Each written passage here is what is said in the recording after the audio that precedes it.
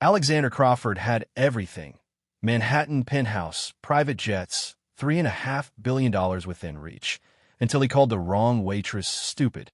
The word cracked across Luke Bernardine Elite's dining room like a whip. Cameras recording as the billionaire CEO humiliated Naomi Brooks for barely brushing his shoulder, never knowing he'd just lit the fuse on his own destruction. In 72 hours, the video would have 50 million views, his investors would walk, his board would revolt, and the black waitress he'd dismissed as nobody would stand in the ruins of his empire with her dignity intact, proving that in the age of social media, cruelty travels at the speed of light, but consequences travel even faster. Just before we get back to it, I'd love to know where you're watching from today, and if you're enjoying these stories, make sure you're subscribed. The lunch rush at Le Bernardin Elite was in full swing, and the prestigious Manhattan restaurant hummed with the quiet intensity of power and privilege. Crystal chandeliers cast warm light over tables dressed in crisp white linens, where New York's elite conducted million-dollar deals between courses of foie gras and aged wine. The air carried whispers of mergers, acquisitions, and the kind of casual wealth that could change lives with a single signature. Naomi Brooks moved through this world like a shadow, balancing a silver tray loaded with champagne flutes as she navigated between tables. At 28, she had perfected the art of being simultaneously present and invisible, available when needed, unseen when not. Her uniform was pressed to perfection, her natural hair pulled back in an elegant bun that emphasized her high cheekbones and warm brown eyes. Those eyes, though tired from working double shifts for the past 3 months, maintained a professional sparkle that her customers appreciated. Table 12 needs their appetizers. Marcus, another server, whispered as he passed her near the kitchen doors. And Naomi? Harrison just called in sick. Can you cover his section too? Naomi's shoulders tensed for just a moment before she nodded. Of course. That meant another 14-hour day, but she couldn't afford to say no. Not when her younger brother Terrence was counting on her to help with his Columbia tuition. Not when her own dreams of finishing her business degree at Baruch College depended on every dollar she could save. The textbooks hidden in her locker reminded her that this was temporary, a means to an end, not the end itself. She delivered the champagne to Table 7, a group of Wall Street executives celebrating a successful quarter, and accepted their barely acknowledged thanks with grace. As she turned, she caught sight of herself in one of the restaurant's gilt-framed mirrors. For a second, she saw not a waitress, but the future businesswoman she was working to become, someone who would sit at these tables rather than serve them. "Naomi, you're glowing today," said Mrs. Whitman, one of the regular patrons, an elderly woman who lunched there every Thursday. "How's that brother of yours doing at Columbia?" "He's doing wonderfully. Thank you for asking," Naomi replied, her smile genuine this time. "Pre-med, 2nd year. He just made the dean's list. You must be so proud. And you? Still taking those business classes?" Before Naomi could answer, the restaurant's atmosphere shifted.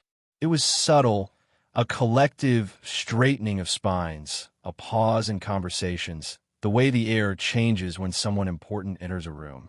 Through the etched glass doors walked Alexander Crawford, and with him came the unmistakable aura of absolute power. At 42, Alexander Crawford was everything the business magazines said he was and more. His salt and pepper hair was styled with military precision, his charcoal suit clearly custom-tailored to his athletic frame. He moved with the confidence of a man who had never heard the word no and meant it. Behind him trailed his entourage, 2 assistants frantically checking phones, a bodyguard who scanned the room with professional paranoia, and most importantly, 2 figures Naomi didn't recognize, but who carried themselves with equal authority. "That's Chun Industries." Marcus materialized beside her, his voice low. "The older gentleman is Mr. James Chun himself, and the woman is Sophia Alvarez from Alvarez Global. They're here about the Singapore expansion, $3.5 billion deal, if the rumors are true." Naomi watched as the maitre d' practically genuflected, leading the group to the restaurant's most prestigious table, a corner booth that offered both privacy and the ability to see and be seen. Her stomach sank as she realized it was in Harrison's section. Her section now. You've got this. Marcus squeezed her shoulder. Just remember, Crawford likes his water with exactly 3 ice cubes, no lemon. Naomi took a deep breath, grabbed her order pad, and approached the table with measured steps. As she drew closer, she could hear Alexander's voice, smooth and commanding, painting pictures of profit margins and market domination. Mr. Chen listened with the stillness of a man who had heard many such pitches, while Ms. Alvarez took notes in a leather-bound journal. "Good afternoon," Naomi began, her voice steady and professional. "Welcome to Lou Bernardine Elite. My name is Naomi, and I'll be taking care of you today. May I start you with some water?" Alexander didn't look at her. His hand waved dismissively while he continued talking. The Singapore expansion isn't just about market penetration. It's about establishing dominance before the Europeans even realize the opportunity exists. Naomi poured water carefully, 3 ice cubes for Crawford, as Marcus had warned. She moved around the table with practiced efficiency, noting Ms. Alvarez's slight smile of acknowledgement and Mr. Chen's polite nod. At least some people still recognized her humanity. "The wine list," Alexander snapped suddenly, still not looking at her. "The Chateau Margaux, 2015. 3 bottles. Excellent choice, sir. I'll have that brought out immediately." She retreated to place the order, her hands steady despite the nervous energy coursing through her. There was something about Alexander Crawford that set her on edge, not just his wealth or power, but the way he weaponized them, wielded them like a blade to keep everyone at a careful distance. 20 minutes later, she returned with the wine, the bottles cradled carefully in her arms. The conversation at the table had intensified. Alexander was leaning forward, his hands gesturing emphatically as he described projected returns that made even Mr. Chen's eyebrows rise slightly.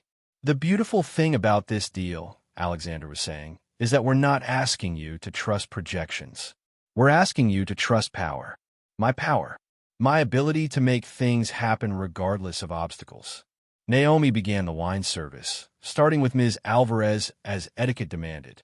The woman murmured a quiet, "Thank you," that Alexander talked over. As Naomi moved around to serve Mr. Chen, she had to lean slightly across the table to reach his glass. The weight of the bottles made her balance precarious for just a moment. That's when it happened. As she pulled back from pouring Mr. Chen's wine, her elbow barely grazed Alexander's shoulder. The lightest touch, hardly more than a whisper of contact. But Alexander reacted as if she'd struck him. His hand shot out, not quite pushing her, but making a sharp gesture of disgust that caused her to stumble slightly. The wine bottle wobbled in her hands, and though not a drop spilled, the moment stretched taut with tension. "Are you stupid?" The words cracked across the restaurant like a whip. Alexander's voice, previously smooth and controlled, turned sharp and ugly. "Can't you perform the simplest task without bumping into people? This is what happens when they lower their standards." The restaurant fell silent. Forks paused midway to mouths. Conversations died mid-sentence. Every eye in the establishment turned to their table, to the tall black woman standing frozen with a wine bottle in her hands and the billionaire whose face had twisted with contempt. Naomi felt heat rise from her chest to her face, a burning humiliation that threatened to consume her. Her hands trembled slightly, but she forced them still. She could feel the weight of everyone's gaze, some sympathetic, others merely curious, all witnessing her degradation. "I apologize, sir," she managed, her voice barely above a whisper. "Apologize?" Alexander laughed, the sound harsh and mocking. "An apology doesn't fix incompetence. This is a business meeting worth billions, and you're stumbling around like some amateur who wandered in off the street. Stupid girl." The word stupid hit her like a physical blow. She'd been called many things in her life, had faced subtle and not-so-subtle racism in restaurants across the city, but something about the casual cruelty of it, the public nature of the humiliation, made her want to disappear entirely. Mr. Chen shifted uncomfortably in his seat. "Alexander, perhaps." "No, James." Alexander cut him off, still staring at Naomi with cold eyes. This is exactly the problem with this city. They'll hire anyone these days, no standards, no training. And then they wonder why service is declining everywhere. Ms. Alvarez set down her wine glass with a deliberate clink. "The wine is excellent," she said, looking directly at Naomi. "Thank you for your service." The kindness in her voice almost broke Naomi's composure. She nodded, not trusting herself to speak, and finished pouring Alexander's wine with hands that she willed not to shake. As she set the bottle in the ice bucket, she caught sight of other servers hovering nearby, torn between wanting to help and fear of drawing Alexander's ire. "I'll send someone else to take your order," Naomi said, proud that her voice remained steady. "You'll finish what you started," Alexander commanded. "Unless you're too stupid to remember how to write? Or do they skip that part of your training too?" A soft gasp came from a nearby table. Mrs. Whitman, Naomi noticed, had her hand pressed her chest, her face a mask of indignation. At another table, a young man in a suit, barely out of law school by the look of him, had his phone out, though he seemed uncertain what to do with it. Naomi straightened her spine, lifted her chin, and pulled out her order pad. "What can I get for you today?" Alexander rattled off his order without looking at her, his tone suggesting she was barely worth the effort of speech. Mr. Chan ordered quietly, almost apologetically. Ms. Alvarez, when her turn came, looked Naomi directly in the eye. "I'll have the salmon," she said clearly. "And truly, you're doing fine." The wine service was perfect. Alexander snorted. "Don't encourage mediocrity, Sophia. That's how standards slip." As Naomi wrote down the orders, she became hyper-aware of everything. The scratch of her pen on paper, the soft classical music that had resumed playing, the whispered conversations starting up around them. She could feel Alexander's contempt radiating off him like heat, could sense Mr. Chin's discomfort and Ms. Alvarez's careful observation. "I'll have these orders to the kitchen immediately," she said, tucking her pad away. "Try not to trip on your way there," Alexander called after her, loud enough for half the restaurant to hear. His entourage laughed, the nervous, obligatory laughter of people who knew their paychecks depended on it. Naomi walked to the kitchen with measured steps, her head high despite the burning in her eyes. She wouldn't cry. Not here. Not where he could see.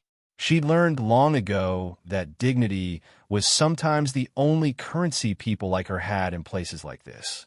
Behind her, she heard Ms. Alvarez's voice, low but distinct. "That was unnecessary, Alexander." "That was a lesson," Alexander replied. "In business and in life, you have to maintain standards. Let one thing slide, and everything collapses." She needed to learn that. "I think," Mr. Chin said slowly, "that she already knows more about maintaining standards than you might imagine." The kitchen of Luke Bernardine Elite was a world away from the dining room's refined elegance, all stainless steel and controlled chaos. The moment Naomi pushed through the swinging doors, the dam broke. "That bastard," hissed Carla, another waitress who'd been with the restaurant for 5 years. "I heard everything." The whole kitchen heard everything. Marcus was already there, his face tight with anger. "I should go out there. Someone should say something." "And lose your job?" Naomi shook her head, forcing her voice to remain steady. "He's Alexander Crawford. He owns half of Manhattan. We're nothing to him." "You're not nothing," Jerome, one of the line cooks, called out from his station. "That man's nothing but money in an expensive suit. You've got something he'll never have, class." Naomi managed a weak smile, but inside, the word kept echoing. Stupid, stupid, stupid. She'd worked so hard to never be seen that way, had pushed herself through community college courses while working full-time, had taught herself to speak with a precise diction that wouldn't mark her as being from the Bronx. And with one word, Alexander Crawford had reduced her to nothing. "I need a minute," she said, heading for the staff restroom. Once inside, with the door locked behind her, Naomi let herself collapse against the cool tile wall. The tears came then, hot and angry, streaming down her face as her body shook with the effort of keeping silent. She pressed her palms against her eyes, trying to stop the flow, but the humiliation was too fresh, too raw. Her phone buzzed in her pocket. A text from Terrence. "Hey sis, crushed my organic chem exam. Thanks for the late-night quiz session. You're the best." The message broke something inside her. Here she was, being called stupid by a man who'd inherited his first million, while she helped her brother understand complex chemical structures after 14-hour shifts. The irony was bitter enough to laugh at, if she hadn't been crying so hard. A soft knock on the door interrupted her breakdown. "Naomi? It's me, Carla." Naomi splashed cold water on her face, trying to erase the evidence of her tears. When she opened the door, Carla immediately pulled her into a hug. "Don't you dare let him break you," Carla whispered fiercely. "I've seen you handle the worst customers with grace. I've seen you study your textbooks during every break, memorizing business theories while we're all scrolling through our phones. You're going to be somebody, Naomi, somebody important. And he's just going to be another rich asshole who peaked at cruelty." "It's not just what he said," Naomi admitted, her voice rough. "It's that everyone heard it. Everyone saw it. I can't go back out there." "Yes, you can. And you will. With your head high." Carla pulled back, fixing Naomi's collar with maternal care. "You know what the difference is between you and him? He humiliates people because he's weak. You're going to walk back out there because you're strong." Meanwhile, in the dining room, the atmosphere at Alexander's table had shifted perceptibly. The initial awkwardness had given way to something more complex. Alexander had returned to his pitch, his voice as smooth as ever, but something had changed in the dynamic. "The third quarter projections are conservative," he was saying, sliding a tablet across to Mr. Chun. "We're estimating 20% growth, but honestly, I expect 30. Mr. Chun studied the numbers, but his expression remained neutral. "These are impressive figures, Alexander. But I'm curious about something else. Your employee turnover rate, it seems quite high." Alexander waved dismissively. "Cost of doing business. We demand excellence. Not everyone can meet our standards." "I see," Ms. Alvarez interjected, making another note in her journal. "And how do you typically handle conflict with employees or partners who might struggle to meet these standards?" "Simple. You cut them loose." Alexander's smile was sharp. "No room for weakness in business, Sophia. You know that." Ms. Alvarez's pen stopped moving. "I find that interesting. In my experience, the strongest leaders are those who elevate others, not those who—" She paused, choosing her words carefully, tear them down. Alexander's eyes narrowed slightly. "That's a nice philosophy for a TED Talk, but this is real business. The Singapore expansion requires someone who isn't afraid to be ruthless." "Ruthless with competitors, certainly," Mr. Chun said quietly. "But with one's own team? With service staff who are simply doing their jobs? That speaks to character, Alexander." "Character doesn't move markets," Alexander shot back, his voice taking on an edge. "Results do, and my results speak for themselves." At a table 3 rows over, the young law intern, David Hartley, sat with his study group, his phone still in his hand. He'd managed to capture the entire incident on video. Not intentionally at first. He'd been recording his friend's birthday toast when Alexander's voice had cut through everything. Now he sat with 30 seconds of crystal-clear footage showing one of New York's most powerful men berating a waitress for barely touching his shoulder. "You should post it," his friend Whitney urged. "That was horrible." "I don't know." David hesitated. "He's Alexander Crawford. His lawyers could destroy me. Or you could send it anonymously to that investor group chat you're part of," another friend suggested. "Let the market decide what they think of his character." Back in the kitchen, Naomi had composed herself. She looked at the orders in her hand. Alexander's $40 appetizer, Mr. Chin's modest soup, Ms. Alvarez's simply prepared salmon. She could do this. She'd served worse people, though perhaps none quite so publicly cruel. "Orders up for table 12, the head chef called out. Naomi loaded the plates onto her tray with practiced precision. Marcus appeared at her elbow. "I'll go with you. Sam in training or something." "No," Naomi said firmly. "He wants to see me broken. I won't give him that satisfaction." She pushed through the doors, tray balanced perfectly, and made her way across the dining room. She could feel eyes on her, some sympathetic, others curious to see if there would be another scene. Mrs. Whitman caught her eye and gave her a small, encouraging nod. "Your appetizers," Naomi announced, her voice professional and steady. She served each dish with the same grace she'd shown before, refusing to let her hands shake, refusing to lower her eyes. Alexander didn't acknowledge her, but Ms. Alvarez did. "This looks wonderful, thank you." As Naomi turned to leave, she heard Alexander mutter to his companions, "See? They could be trained with proper motivation." The word stung, but not as much as before, because this time she caught the look that passed between Mr. Chun and Ms. Alvarez, a look that suggested Alexander Crawford had just failed a test he didn't even know he was taking. The rest of the service proceeded without incident. Naomi brought their main courses, refilled their wine, and maintained her professionalism throughout. Alexander ignored her completely, which was almost worse than the initial confrontation. To him, she had ceased to exist entirely. But others noticed. The restaurant owner, Richard Beaumont, had emerged from his office, drawn by whispers from his staff. He watched Naomi work, saw the straight line of her back, the steady grace of her movements despite what had happened. He'd always thought of her as just another server, replaceable, interchangeable. Now he saw something else, strength under pressure that many of his wealthy patrons could never match. As the lunch wound down, Alexander called for the check with an imperious wave. Naomi brought it promptly, setting the leather folder beside him without a word. The service got better toward the end, he announced to his companions, loud enough for nearby tables to hear. Sometimes you need to establish boundaries early.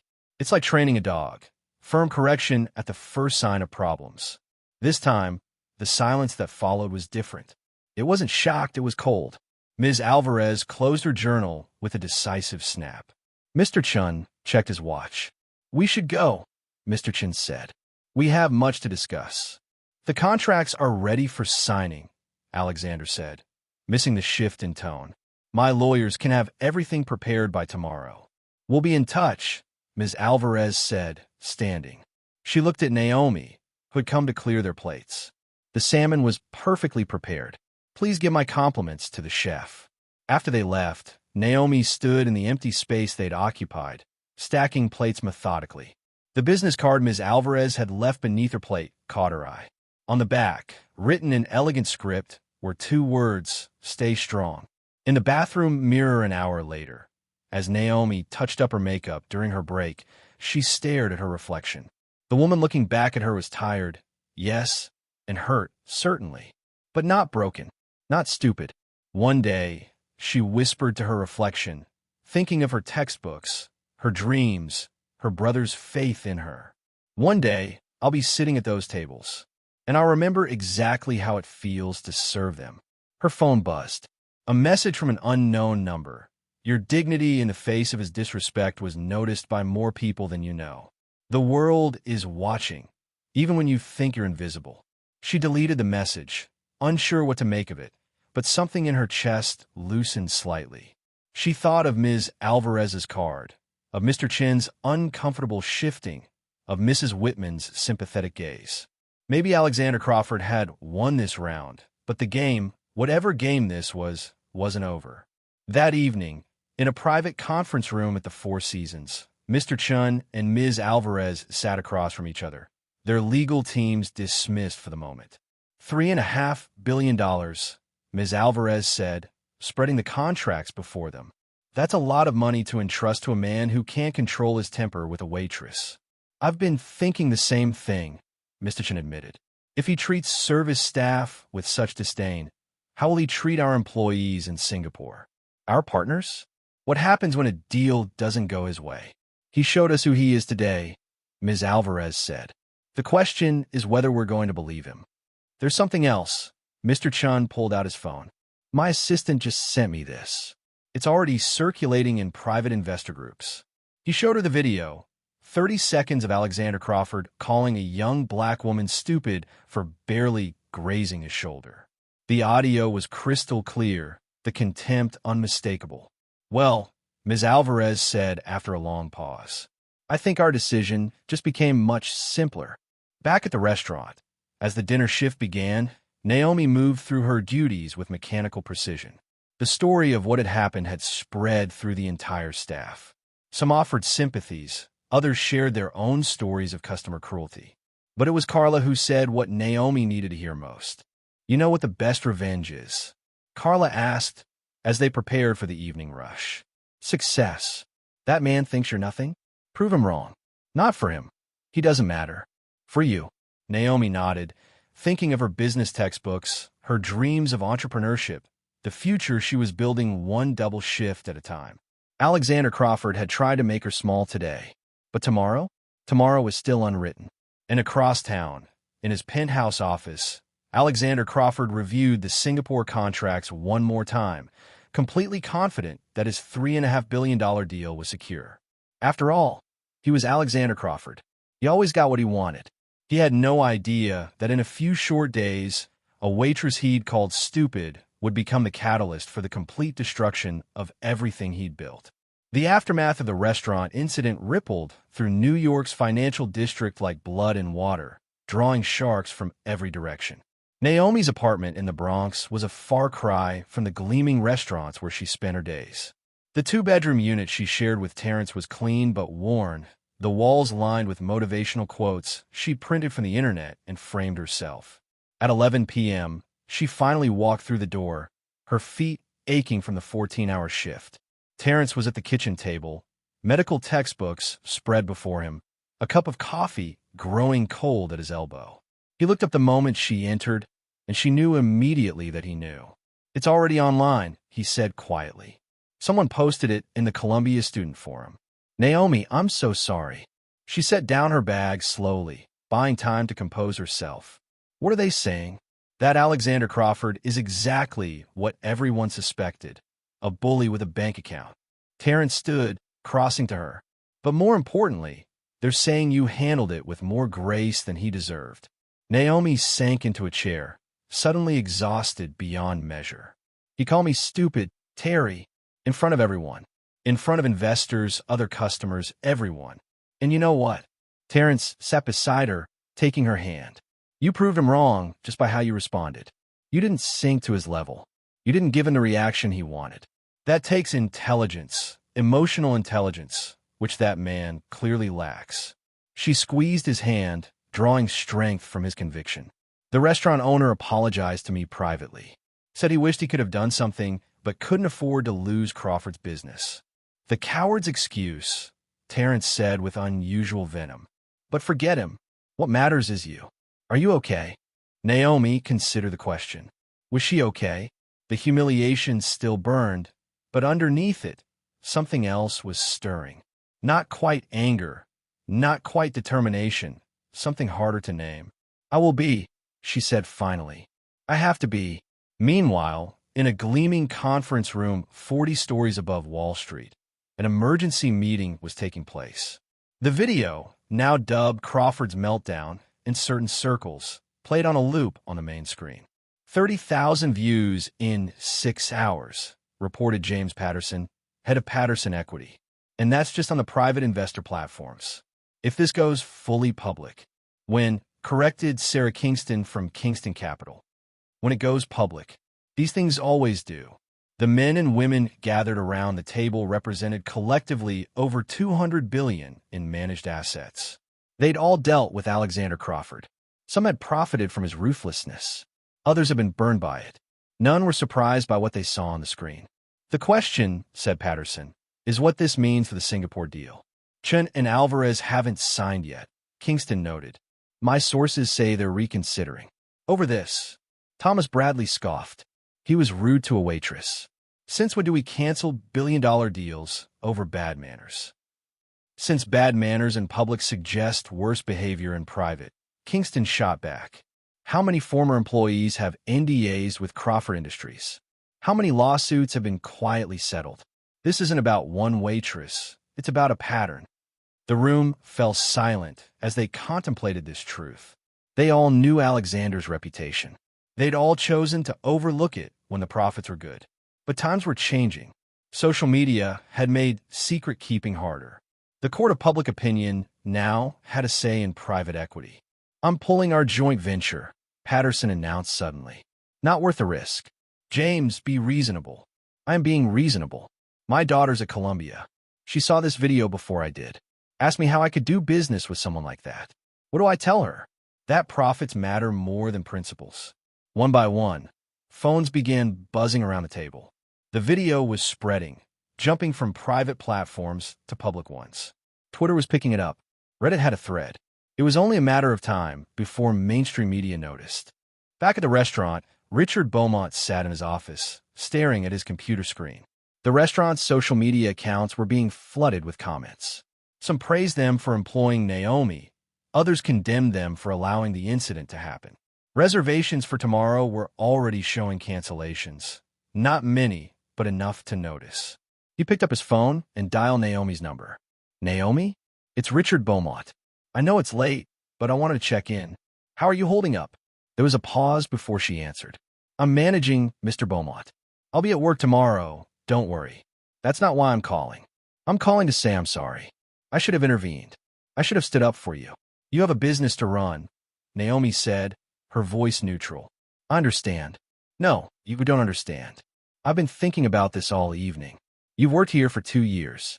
You've never been late, never called in sick without serious cause. You handled difficult customers with grace. You're pursuing a business degree while supporting your brother. You're exactly the kind of person we should be protecting, not throwing to the wolves. Naomi was quiet for so long he thought she'd hung up. Then, what are you saying, Mr. Beaumont? I'm saying things are going to change, starting with a promotion.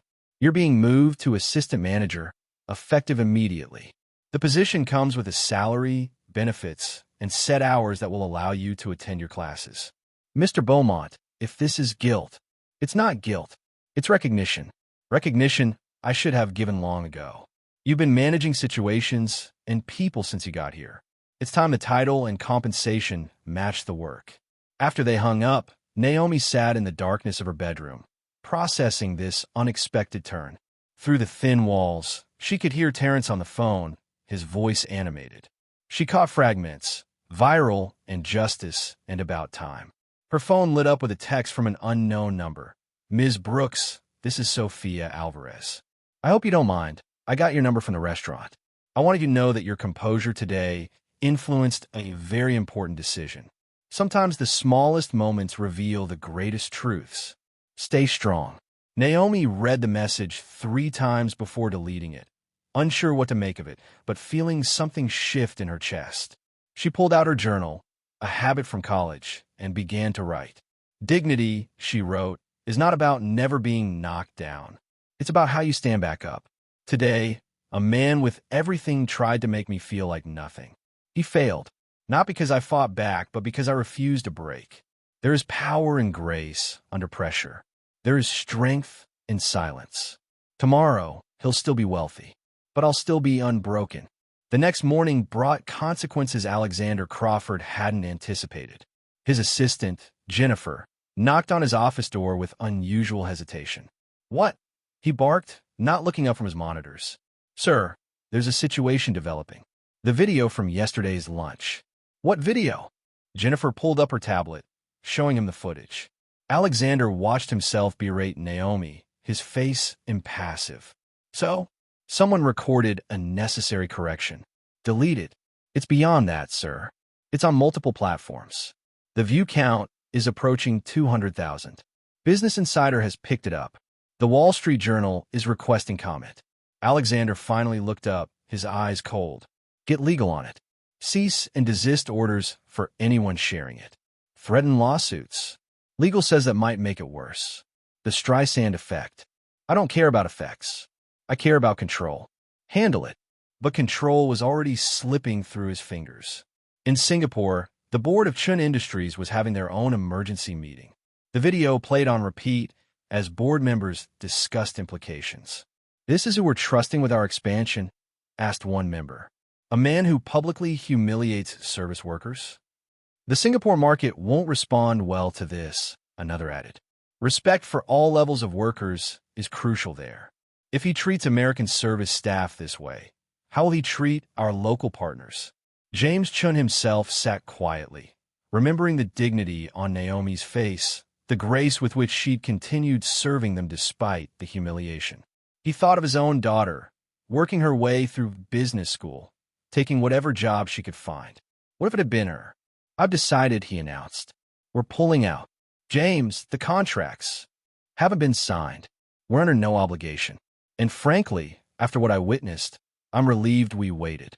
Back in New York, Alexander's day was deteriorating rapidly. His phone rang constantly, board members asking questions, partners expressing concern, journalists seeking comments. He ignored them all, confident it would blow over. These things always did. Money had a way of making problems disappear. What he didn't know was that 3 floors below, his own employees were watching the video, sharing it, discussing it in hushed tones. Years of resentment were bubbling to the surface. Anonymous complaints to HR suddenly had a focal point. The toxic culture they'd all endured in silence now had a perfect example. "Remember when he made Sarah cry in a board meeting?" whispered one analyst to another. "Or when he threw that contract at David's head? We could say something now. People might actually listen." The whispers grew louder, spreading through the building like wildfire. By lunch, productivity had noticeably declined. By afternoon, HR had received 17 formal complaints, all referencing the video as evidence of a hostile work environment. Naomi, meanwhile, was at the restaurant, adjusting to her sudden promotion. Richard Beaumont had been true to his word. She now had an office, small but private, and responsibilities that went beyond carrying trays. The other servers treated her with a mixture of respect and curiosity, unsure how to navigate this shift in dynamics. "You deserve this," Carla said, helping her move her things into the office. "Should have happened ages ago." "I keep thinking he's going to take it back," Naomi admitted, "that this is just guilt management. Maybe it started that way. But you know what? Take it anyway. Use it. Build on it. That's what that Crawford would do, except you'll do it without stepping on people." Her phone buzzed. Terrence had sent a link to a Business Insider article. Crawford Industries under fire after CEO's public outburst against service worker. She didn't read it. She had work to do. Real work. Work that mattered. 3 days after the restaurant incident, Alexander Crawford stood in the grand ballroom of the Waldorf Astoria, surveying his kingdom. Crystal chandeliers cast diamonds of light across the room, where 200 of New York's most powerful individuals mingled, champagne flutes in hand, waiting for the ceremonial signing of what he still believed would be his greatest triumph. The space had been transformed into a monument to corporate excess. Ice sculptures shaped like the Crawford Industries logo dominated each corner. A string quartet played softly in the background. Every detail had been orchestrated to project one message. Alexander Crawford was untouchable. "Sir," Jennifer appeared at his elbow, her face tight with worry. "Mr. Chun and Ms. Alvarez have arrived, but they're requesting a private word before the ceremony." "Tell them we'll talk after the signing," Alexander said, adjusting his platinum cufflinks. "Everything's been arranged. The contracts are ready. The photographers are in position. They're insisting, sir." Alexander's jaw tightened, but he maintained his smile for the crowd. 5 minutes. Conference Room B. As he made his way through the crowd, accepting congratulations for a deal not yet signed, he noticed something peculiar. Conversations seemed to pause as he passed. Smiles seemed forced. The energy in the room fell off, like a piano slightly out of tune. In the kitchen, hidden from the glamorous crowd, Naomi Brooks was experiencing her own surreal moment. Luke Bernardine Elite had been hired to cater the event, and despite her recent promotion, Richard Beaumont had asked her to oversee the service personally. "I need someone I trust running this," he'd said. "And frankly, after everything, I think you deserve to see how this plays out." Now she stood in her assistant manager's attire, still service industry, but elevated, directing a team of 15 servers. The bitter irony wasn't lost on her. Here she was at Alexander Crawford's triumph, invisible again, but somehow essential. "Naomi," Marcus approached, his face pale. "You need to know, Crawford's here. I mean, obviously he's here, but he's been asking about the catering. He might come back here." She straightened her shoulders. "Let him come. I'm doing my job, just like before. This is different, and you know it. The video has 5 million views now. Everyone knows who you are. No, Naomi Kediktiv. Everyone knows who he is. I'm just the mirror that showed them." In Conference Room B, Alexander faced James Chun and Sofia Alvarez across a mahogany table. Their lawyers flanked them, faces unreadable. "Let's skip the pleasantries," Alexander said, his patience already fraying. "The contracts are ready. The photographers are waiting." "What's this about?" "We've reconsidered," Chun said simply. The words hung in the air like a challenge. Alexander laughed, the sound sharp and dismissive. "Cold feet? The numbers are solid. The projections are conservative. You won't find a better opportunity." "It's not about the numbers," Alvarez said, her voice steady. "It's about leadership. It's about trust. It's about the kind of partner we want for this expansion." "This is about that waitress." Alexander's voice turned cold. "You're seriously going to walk away from $3.5 billion because I corrected incompetent service?" "Corrected?" Chin's eyebrows rose. "Is that what you call public humiliation? Is that how you correct your employees? Your partners?" "She's not my employee. She's nobody." "And that," Alvarez interrupted, "is exactly the problem. You see people as either useful or nobody. That's not leadership. That's tyranny." Alexander stood, his face flushing. "You're making a mistake. When this deal happens without you, and it will, you'll regret this moment." "The only thing we'd regret," Chin said, also standing, "is enabling someone who treats human dignity as optional." They left Alexander standing there, his hands clenched into fists, his mind racing. This wasn't happening. This couldn't be happening. Not over something so trivial, so insignificant. He stormed back toward the ballroom, his mind already spinning damage control. He'd announce a delay, blame regulatory issues, anything but the truth. As he passed through the kitchen doors, a shortcut he'd memorized, he stopped dead. There she was, Naomi Brooks, not serving this time, but directing, clipboard in hand, wearing the unmistakable outfit of management. Their eyes met across the stainless steel expanse. For a moment, neither moved. The kitchen staff seemed to hold their breath, waiting. "Ms. Brooks," he said, his voice carrying that familiar edge of contempt. "I see you've been promoted. Diversity hire, I assume." "Merit-based, actually," Naomi replied, her voice steady. "Something you might not recognize." The boldness of her response shocked him. The waitress who'd whispered apologies 3 days ago was gone. In her place stood someone who'd found her voice. "Careful." Alexander stepped closer, lowering his voice. "You might have gotten lucky once, but I could end your career with one phone call." "You could try," Naomi said, not backing down. "But I think you have bigger problems right now. Your investors are leaving, aren't they? That's why you're here, in the kitchen, try to intimidate someone you called nobody. Because the real nobody is starting to show." "You think you've won something?" Alexander's mask finally cracked, revealing the fury beneath. "You think this changes anything? I am Alexander Crawford. I've destroyed bigger obstacles than you." "I'm not an obstacle," Naomi said quietly. "I'm a mirror, and you don't like what you see." Before he could respond, the kitchen doors burst open. Jennifer rushed in, her face white with panic. "Sir, you need to come immediately. The Times is here. The Journal. They're all asking about the deal, about Chun and Alvarez leaving." Alexander turned without another word, but Naomi caught his arm. He looked down at her hand, then at her face, his expression murderous. "A word of advice," she said, releasing him. "Try not to embarrass yourself again." He yanked away and stormed out, leaving Naomi standing with her team, all of whom looked at her with a mixture of awe and concern. "Back to work," she said calmly. "We have a service to run." In the ballroom, chaos was brewing beneath the veneer of elegance. Word had spread that Chun and Alvarez had left. Reporters, who were supposed to be covering a triumph, smelled blood in the water. Alexander took the stage, his smile forced but present. "Ladies and gentlemen," he began, his voice carrying over the murmurs. "Thank you for joining us for this momentous occasion." "Mr. Crawford," a reporter called out, "can you comment on reports that Shin Industries and Alvarez Global have withdrawn from the deal?" "Negotiations and deals of this magnitude are always complex," Alexander said smoothly.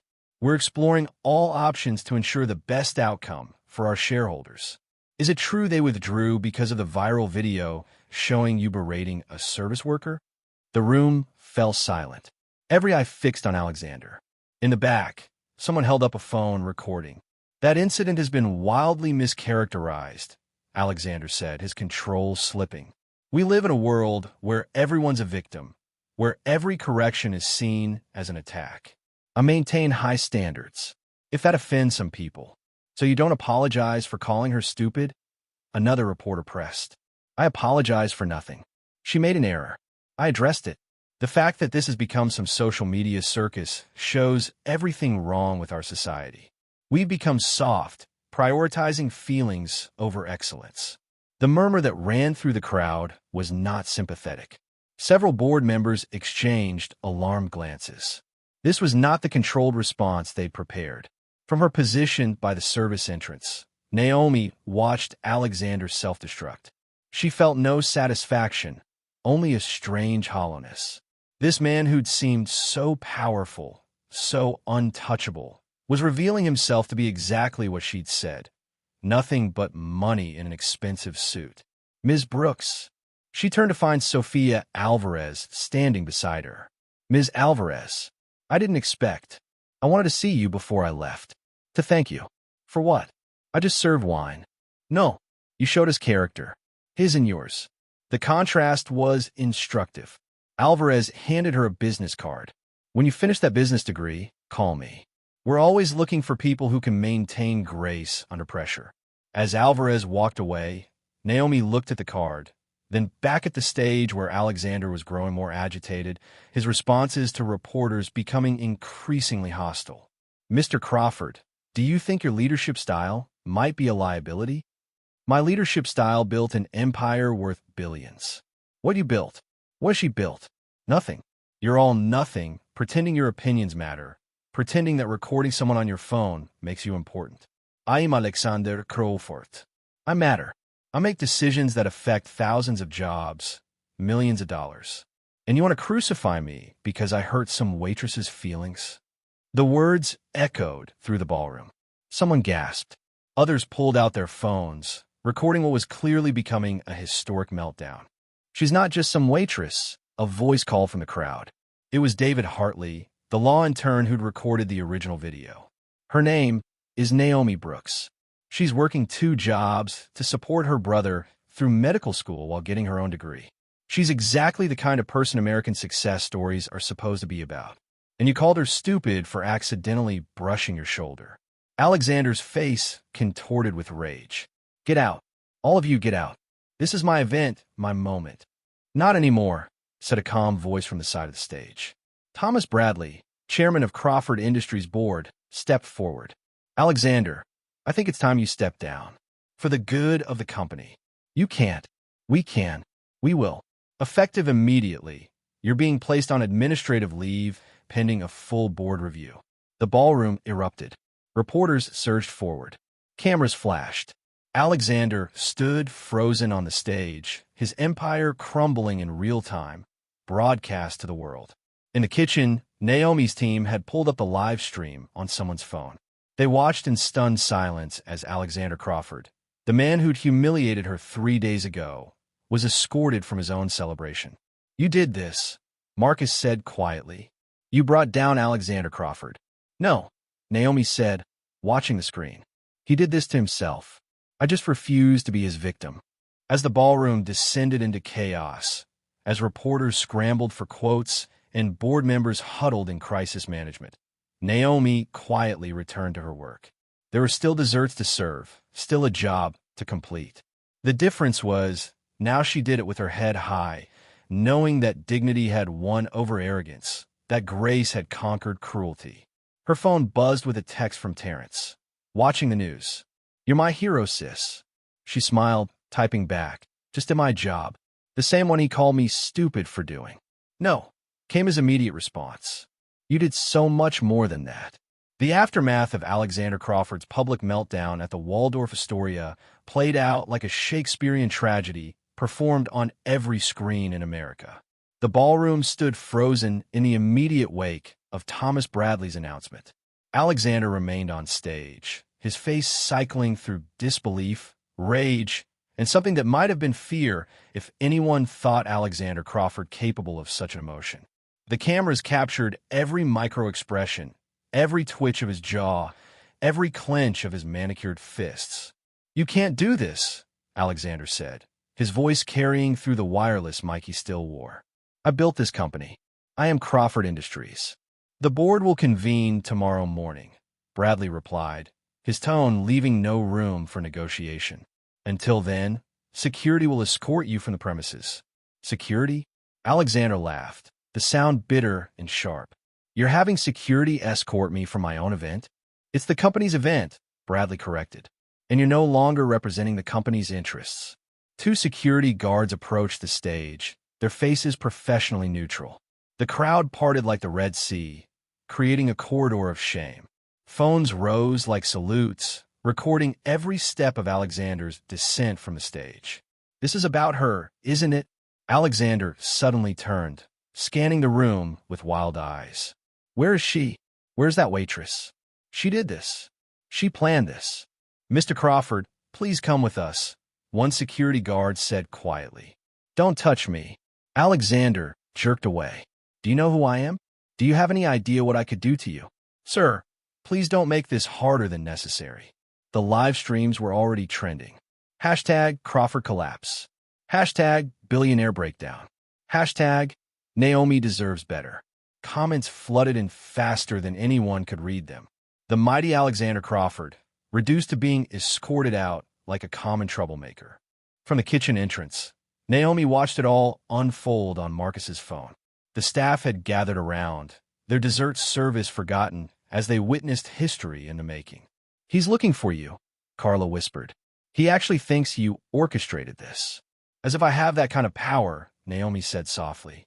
But even as she said it, she realized she did have power, just not the kind Alexander understood. She had the power of truth, of dignity, of being the mirror that reflected his ugliness back at him. Jennifer, Alexander's assistant, appeared in the kitchen doorway, her face streaked with tears. "Ms. Brooks, I'm sorry to bother you, but I wanted to apologize. For everything. For all the times I had to deliver his cruel messages, for standing by, while he—" "I'm so sorry. You were doing your job," Naomi said gently. "Just like I was. No, it's different. I had choices. I had power to push back, and I didn't. I was a coward." Jennifer pulled out her phone, showing a folder full of recordings. "But maybe I can make up for it now. 3 years of recordings. Every abusive tirade, every discriminatory comment, every threat. I recorded them all, thinking someday, someone would care enough to listen." The kitchen fell silent. This wasn't just about one incident anymore. This was about a pattern, a culture, years of unchecked cruelty. "Why now?" Naomi asked. "Because you stood up when I couldn't. Because you showed me that dignity matters more than a paycheck. Because someone needs to stop him before he destroys more lives." Meanwhile, Alexander was being driven away from the Waldorf in the back of a town car, his phone exploding with notifications. His social media manager had quit via text. His publicist wasn't answering calls. His lawyer was the only one who picked up. "Steve, I need you to destroy that waitress," Alexander snarled into the phone. "Sue her for defamation, interference with business. I don't care what. Just bury her." "Alex, I'm watching the footage. You can't sue someone for existing while you self-destruct. My advice, stay quiet, stay off social media, and let me try to salvage what's left." "What's left?" "It's a minor setback. The board will come to their senses. They need me." "Alex, Crawford Industries stock has dropped 12% in after-hours trading. 3 major clients have announced they're reviewing their contracts. The EEOC is opening an investigation based on multiple complaints. This isn't minor." Alexander hung up, staring out at the city lights. Each building represented power, money, influence, things he'd thought were permanent, unchangeable. Like his position, like his untouchability. His phone buzzed with a Google alert for his name. The headlines were brutal. "Crawford's crawl. Billionaire CEO melts down after losing billions from boardroom to boardroom. Crawford placed on leave, the waitress who toppled the titan. Naomi Brooks Grace under fire." That last one made him throw his phone against the car window. It didn't break the phone or the window, which somehow made him angrier. Back at Crawford Industries headquarters, an emergency board meeting was already underway via video conference. Board members from around the world had logged in, their faces grave on the conference room screen. The damage assessment? Bradley asked his team. Catastrophic, reported the CFO. We've lost 40% of market cap in 3 hours. Chin Industries and Alvarez Global have formally withdrawn.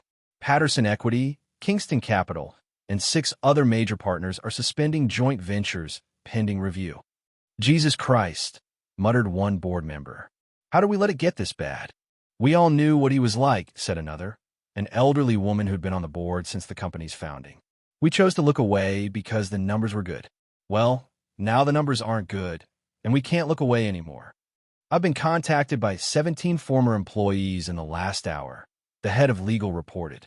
They're organizing a class action lawsuit. Hostile work environment, discrimination, intentional infliction of emotional distress. Jennifer Martinez, his assistant, has provided recordings spanning 3 years. The board exchanged glances. This was beyond damage control. This was survival. Motion to remove Alexander Crawford as CEO, effective immediately. Bradley said formally. Seconded. All in favor. Every hand rose. Motion carried. Draft the termination letter. Include the morality clause. His behavior has materially damaged the company's reputation and value. He'll fight it, legal warned. Let him. We have cause. We have evidence. We have a responsibility to our shareholders and employees. As the board deliberated his fate, Alexander sat in his penthouse apartment, watching his empire crumble on multiple screens. CNN was running a segment called The Fall of Crawford. Fox Business was discussing toxic leadership in the modern age. Even CNBC, usually friendly territory, was questioning his fitness to lead. His phone rang. His ex-wife. I'm taking full custody, she said without preamble. I won't have our children associated with this. Their classmates are already sharing the video, calling their father a monster. Patricia, you can't. I can and I will. My lawyer will be in touch. She hung up.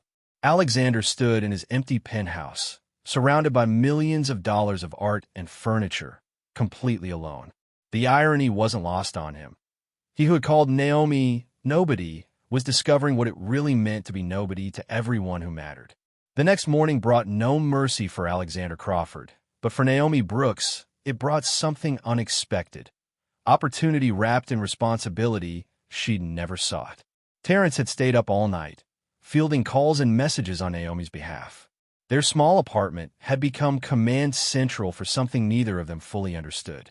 Good Morning America wants you for an interview, he said, looking at his notes.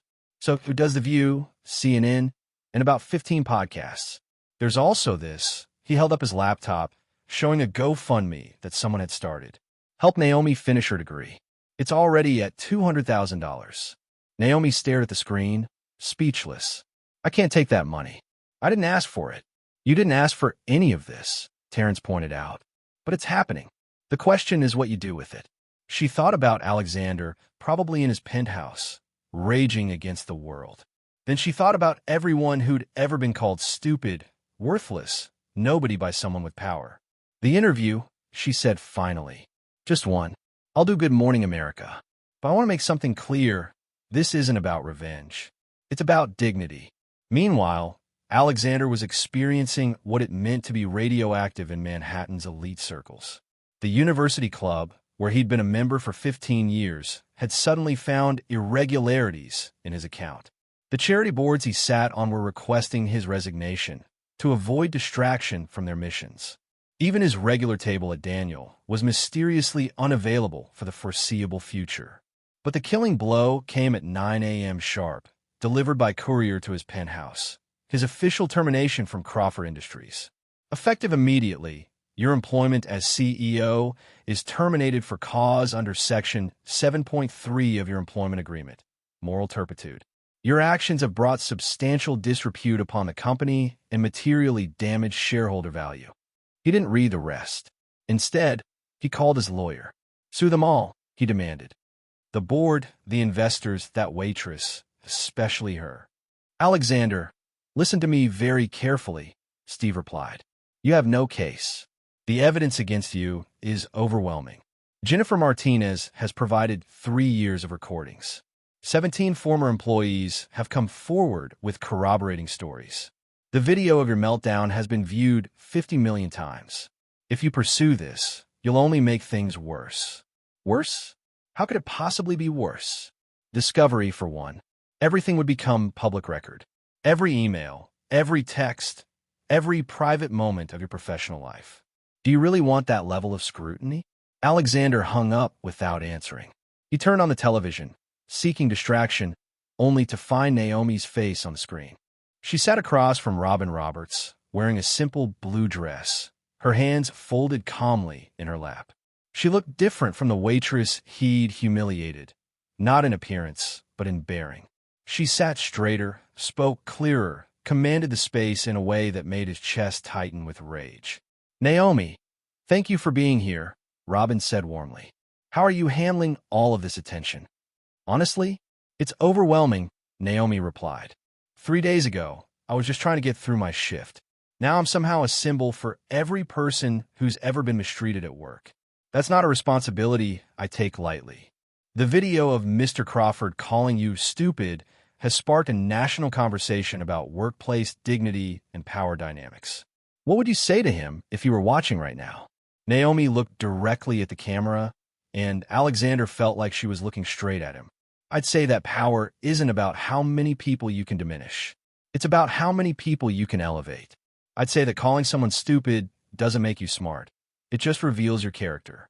And I'd say that I hope he learns from this, though I'm not holding my breath. There's been a GoFundMe started to help you finish your degree, which I'm grateful for, but I want to redirect. I'm asking people to donate to a scholarship fund instead for service workers pursuing higher education. We're calling it the Dignity Through Education Fund. Because this isn't just about me, it's about everyone who's been told they're nobody while trying to be somebody. Alexander threw his remote at the screen. It bounced off harmlessly, but the gesture made him feel marginally better, until his phone rang with an unknown number. Mr. Crawford? This is Margaret Thompson from the EEOC. We need to schedule a deposition regarding multiple complaints. He hung up and immediately received another call. Mr. Crawford? Jack Harrison from the New York Times. We're running a feature on toxic leadership and would love your comment on allegations that you created a hostile work environment. He turned off his phone entirely, but the landline started ringing. Then the doorbell.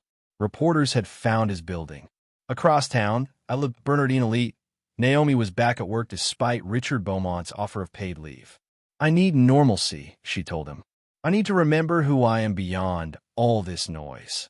But normalcy was impossible.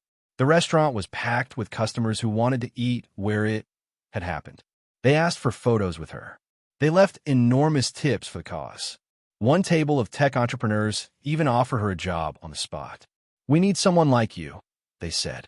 Someone who understands service, dignity, and grace under pressure.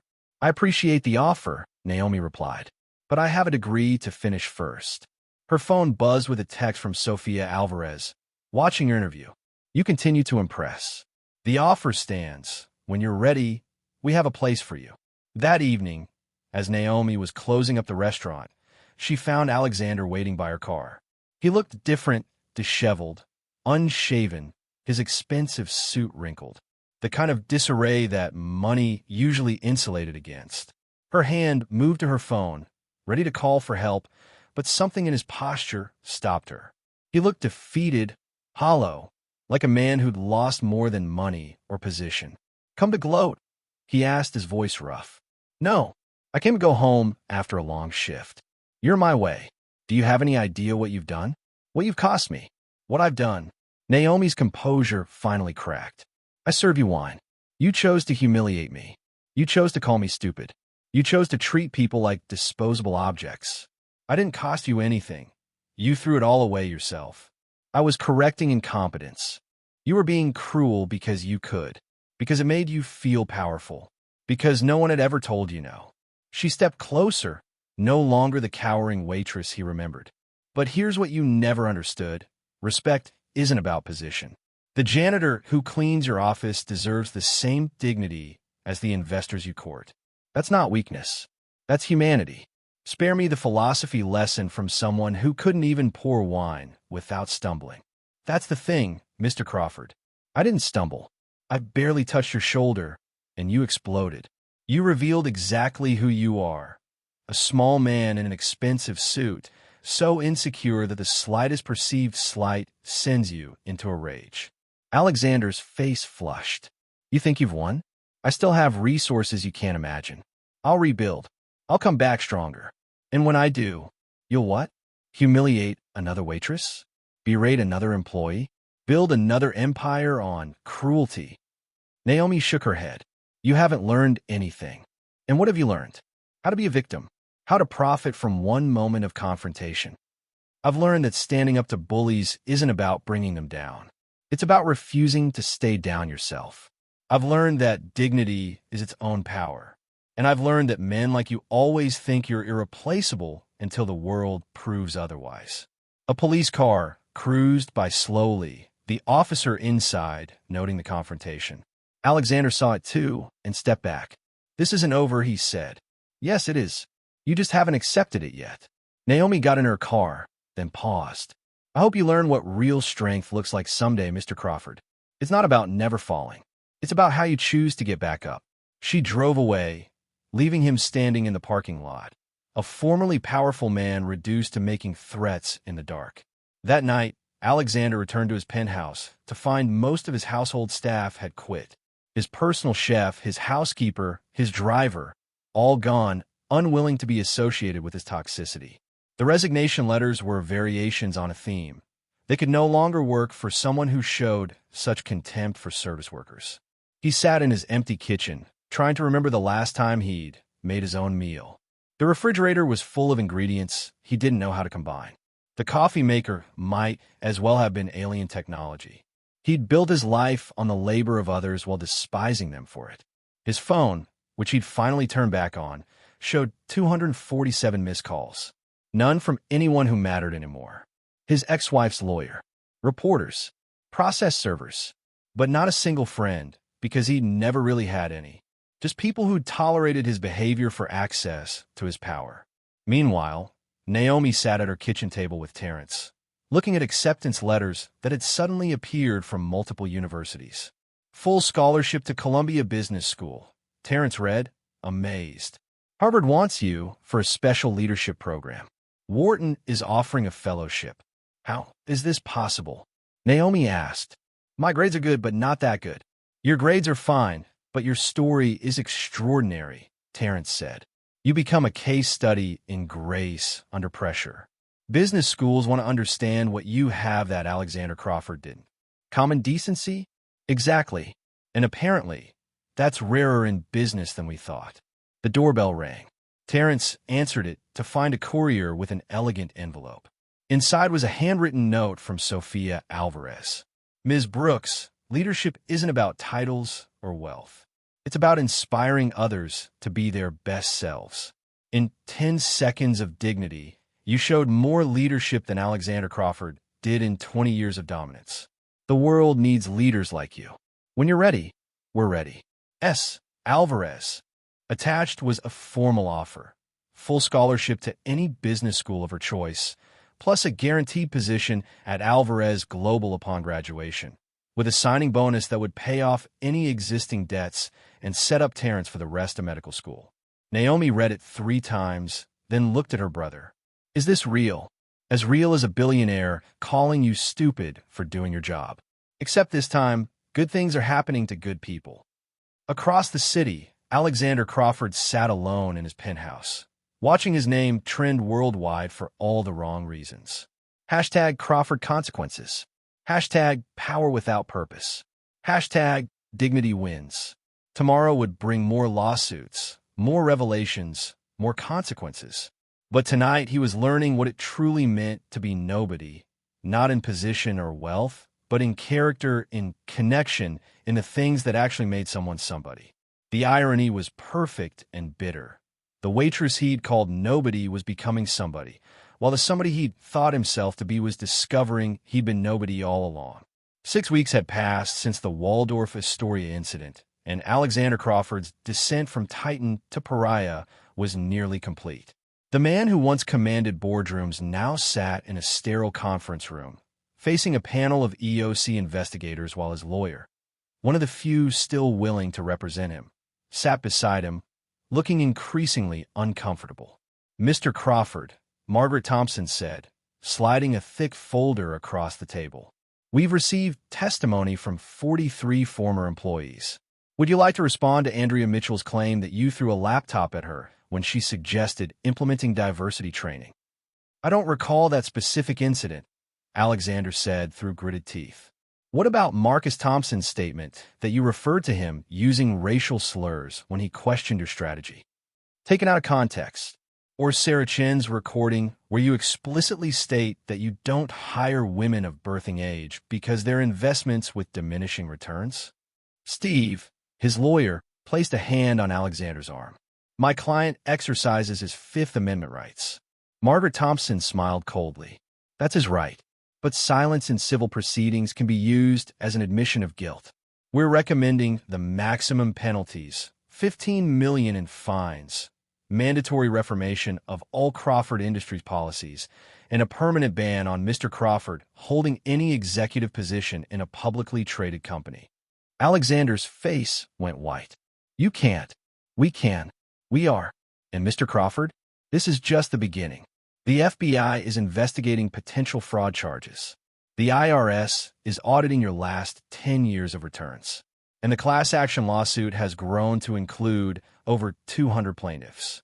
As Alexander was experiencing his legal reckoning, Naomi Brooks stood in front of a very different panel, the admissions committee at Columbia Business School. She'd chosen Columbia not just for its prestige, but because it meant she could stay close to Terrence while he finished medical school. "Ms. Brooks," the dean said, leaning forward, "your application is unusual. Your grades are solid, but not exceptional. Your GMAT scores are good, but not outstanding. Yet you have recommendation letters from some of the most powerful business leaders in the world. Can you explain what they see in you?" Naomi took a breath, thinking of all the ways she could answer. She could talk about the incident, about standing up to power, about becoming a symbol. Instead, she said something simpler. They see someone who understands that business isn't just about numbers. It's about people. Every transaction, every deal, every decision affects real humans with real lives. I learned that carrying trays in a restaurant. I learned it watching how a single moment of cruelty can destroy decades of building. I learned it seeing how dignity and grace can be more powerful than any hostile takeover. And what do you plan to do with an MBA? Build something better. Companies that treat every employee, from the C-suite to the custodial staff, with equal respect. Businesses that understand that profit without purpose is just greed with a spreadsheet. The committee exchanged glances. The dean smiled. "Welcome to Columbia, Ms. Brooks. We think you'll teach us as much as we teach you." That afternoon, Naomi returned to Loup Bernardine Elite for what would be her last shift. Richard Beaumont had offered to let her stay on as a consultant, but she knew it was time to move forward. The restaurant had changed since the incident. There was now a prominent sign stating their commitment to treating all staff with dignity and respect. Employee complaints were taken seriously. The culture had shifted from one of silent endurance to one of mutual respect. "I can't believe you're leaving us," Carla said, hugging her tight. "This place won't be the same. You'll be fine. Better than fine. You're the new assistant manager, remember?" Marcus approached with a gift from the staff, a leather briefcase with her initials embossed in gold. "For the future CEO," he said with a grin. As Naomi was celebrating with her colleagues, Alexander Crawford was experiencing betrayal from within his own family. His brother, Robert, had called an emergency meeting at a downtown law office. "I'm buying you out," Robert announced without preamble. "Your shares in the family trust, your position on the foundation board, everything. You can't force me out of our father's legacy," Alexander snarled. "I can when your actions threaten to destroy that legacy. Dad built this fortune on respect and hard work. You've turned it into a monument to your own ego." The trustees voted unanimously. Take the buyout or we'll freeze your assets during what will be a very public, very ugly legal battle. My own brother, your own brother who's watched you become everything Dad taught us not to be. He was a janitor before he was a millionaire, Alex. He never forgot that. You forgot it the moment you put on your first designer suit. The buyout papers were generous. $50 million, enough for anyone to live comfortably forever. But for Alexander, who measured his worth in billions, it was poverty. This is because of her, Alexander said. That waitress poisoned everyone against me. No, Alex. You poisoned yourself. She just refused to swallow it. Meanwhile, the transformation of Naomi Brooks from waitress to business school student to sought-after speaker was happening at breakneck speed. Requests poured in from companies wanting her to speak about leadership, dignity, and corporate culture. She accepted few, focusing on her studies, but the ones she did became legendary. At a Fortune 500 conference, she stood before an audience of CEOs and delivered a speech that would be quoted in business schools for years to come. Alexander Crawford once asked what I had built, implying that because I was a waitress, I had built nothing. But every day, in restaurants across America, servers build experiences. We build moments of joy for celebrations, comfort for hard days, connections between humans. We do it while standing for hours, memorizing complex orders, managing difficult personalities, and maintaining smiles through it all. That's not nothing. That's everything. It's the foundation of service, of business, of human interaction. The tragedy of Alexander Crawford wasn't that he was cruel to a waitress. It was that he never understood that every empire is built on the shoulders of people doing allegedly simple work. Ignore them, dismiss them, demean them, and eventually, your empire has no foundation left. The audience rose in a standing ovation. In his apartment, watching on a business channel he still obsessively monitored, Alexander threw another remote at another screen. He was running out of remotes. The lawsuit announcements came like dominoes. First, the class action was certified with 347 plaintiffs seeking combined damages of over $200 million. Then came the individual suits, wrongful termination, emotional distress, defamation. Jennifer Martinez's suit alone sought $10 million, backed by her 3 years of recordings. Alexander's legal team, what was left of it, gathered in his apartment for a strategy meeting. "We need to settle," Steve said bluntly. "All of them. Now, before discovery makes things worse." "I don't settle. I win. Not this time. The evidence is overwhelming. The recordings are clear. The video is viral poison. Every jury in America has seen you call that woman stupid. You're the villain in this story, and villains don't win in court. Then find a way to make me the hero." Steve looked at him with something approaching pity. "There is no version of this where you're the hero, Alex. The best we can hope for is limiting the damage. Settlement negotiations, NDAs where possible, and you disappear for a while. Maybe forever. Disappear? I am Alexander Crawford." "No, you were Alexander Crawford. Now your cautionary tale." 1 year later, the Columbia Business School auditorium was packed for a special guest lecture. Naomi Brooks, now in her second year of MBA studies and already considered one of the most promising students in the program's history, was introducing a speaker for the Leadership in Crisis series. Today's speaker has experienced both the heights of success and the depths of failure. She began, her voice carrying the same quiet strength that had captivated a nation. He's here to share what he's learned about the cost of cruelty and the price of arrogance. Please welcome Mr. Robert Crawford. Alexander's brother took the stage, his bearing much humbler than his brother's had ever been. He looked at Naomi with genuine respect before addressing the audience. "My brother Alexander once called Ms. Brooks stupid. That moment, that word, began the unraveling of everything he'd built. But it wasn't the word that destroyed him. It was the worldview behind it, the belief that wealth and position made him superior to those who served him. Today, Alexander Crawford is worth less than the woman he tried to humiliate, not just financially, but in every measure that actually matters." The students took notes, recorded, absorbed this lesson in corporate hubris.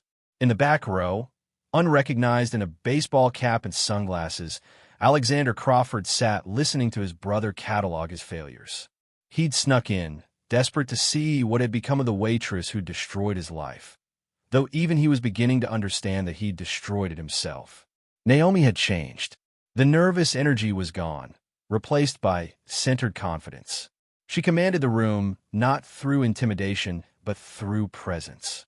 When she spoke, people leaned in. When she smiled, it was genuine, reaching her eyes in a way that made others want to smile back. "Mr. Crawford," a student asked Robert, "what happened to your brother? Where is he now?" "Living in a one-bedroom apartment in Queens, last I heard. The lawsuits took most of his remaining wealth. The reputation made him unemployable. He sent out resumes under fake names, but background checks always revealed the truth. The man who wouldn't hire anyone he deemed beneath him now can't get hired anywhere himself." Alexander pulled his cap lower, his jaw clenching. But he stayed, compelled by something he couldn't name. After the lecture, Naomi was surrounded by students and faculty, all wanting her perspective on leadership, on grace, on building businesses that elevated rather than exploited. She handled each question thoughtfully, never rushed, giving each person the attention they deserved, the same attention Alexander had never given anyone he deemed unimportant. As the crowd thinned, she noticed him. Even with the disguise, she recognized the posture, the way he held himself apart from others. Their eyes met across the room. For a moment, neither moved. Then Naomi excused herself from the remaining students and walked over. "Mr. Crawford, Ms. Brooks." His voice was rough and used to speaking without commands. Or should I say, soon-to-be MBA. "Naomi is fine." They stood in awkward silence. Up close, she could see how much he'd aged in a year. Lines creased his face, his hair had gone completely gray, and there was something hollow in his eyes, the look of a man who'd lost everything and couldn't understand why. "I came to—" He started, then stopped. What did he come for? To confront her? To blame her one more time? Looking at her now, successful, respected, surrounded by people who genuinely admired her, he couldn't summon the old rage. "I don't know why I came." "I do," Naomi said simply. "You're trying to understand how the world changed while you stayed the same. The world didn't change. You changed it. You, in your viral moment. No, Mr. Crawford, the world was always this way. You just lived in a bubble where cruelty was rewarded and kindness was seen as weakness. That bubble popped, and now you're in the real world with the rest of us." "The rest of you?" He laughed bitterly. "I had everything. Power, money, influence." "You had nothing," Naomi interrupted gently. "You had possessions and positions, but nothing real. No genuine relationships, no true respect, no lasting legacy except as an example of how not to lead. And you? What do you have?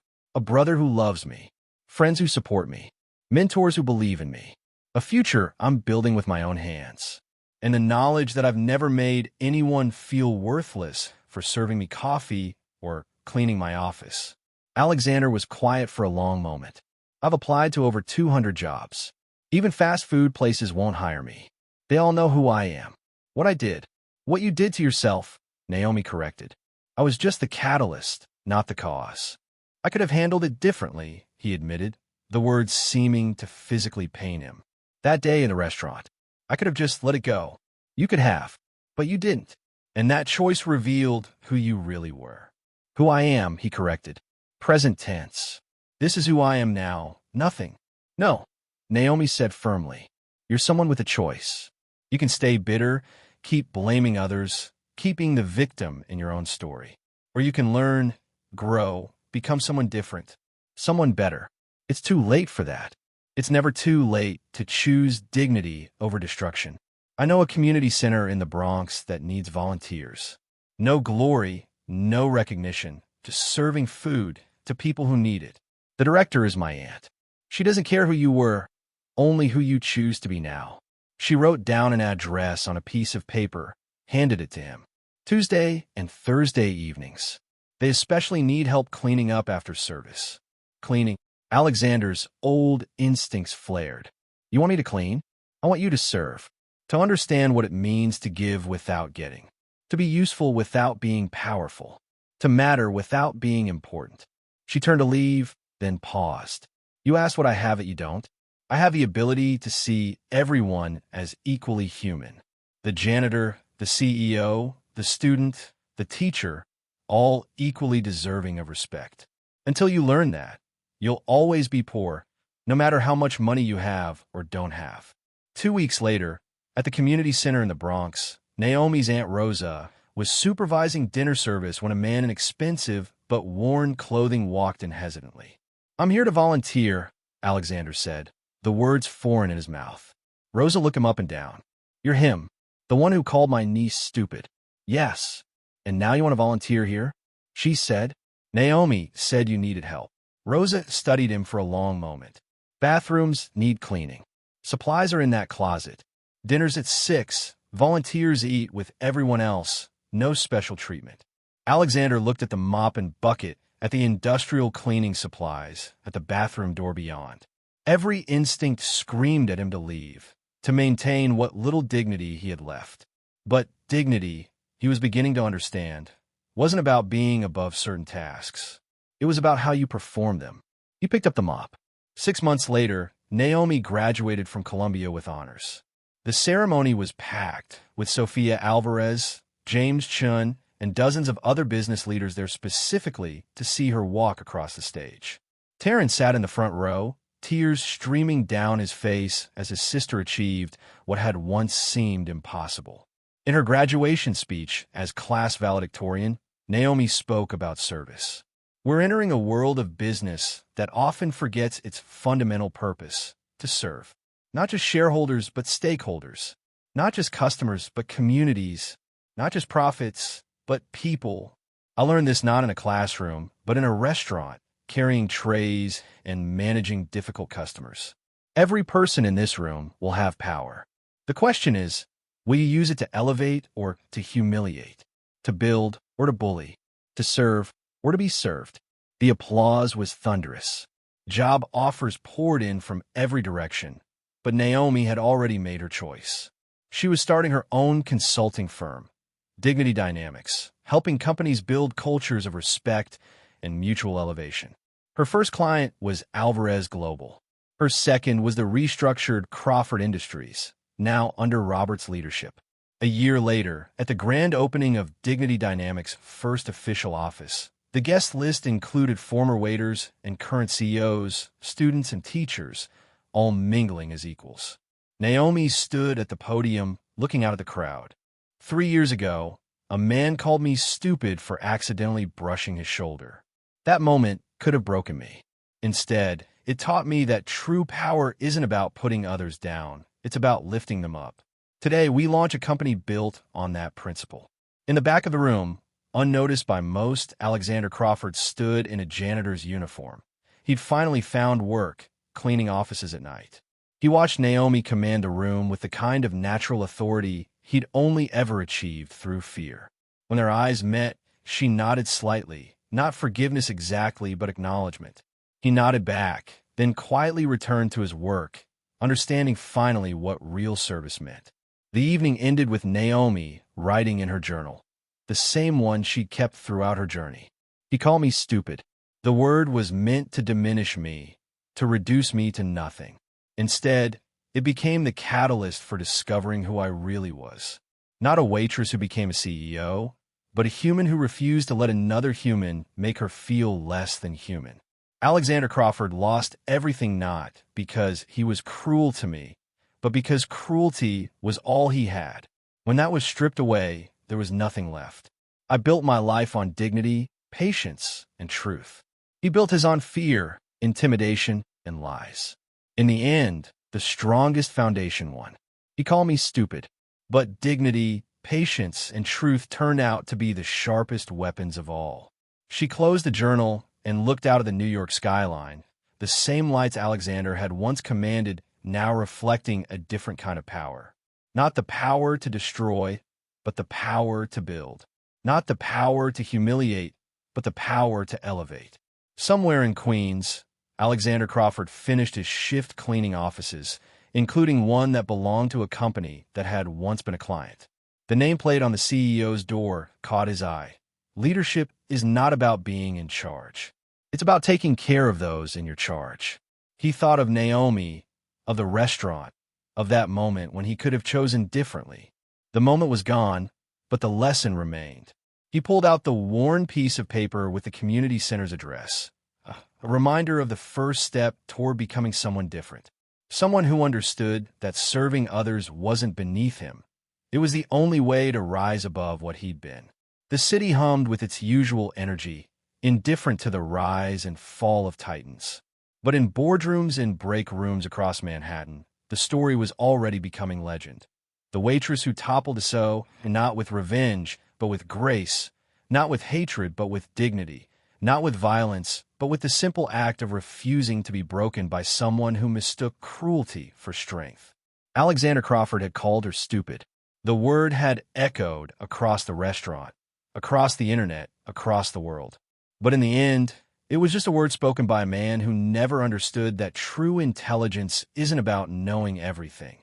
It's about understanding that everyone has something to teach you, especially those you serve and those who serve you. So here's the question that haunts this story. How many times have we witnessed someone being humiliated and stayed silent, choosing comfort over courage? And what does that silence cost us all?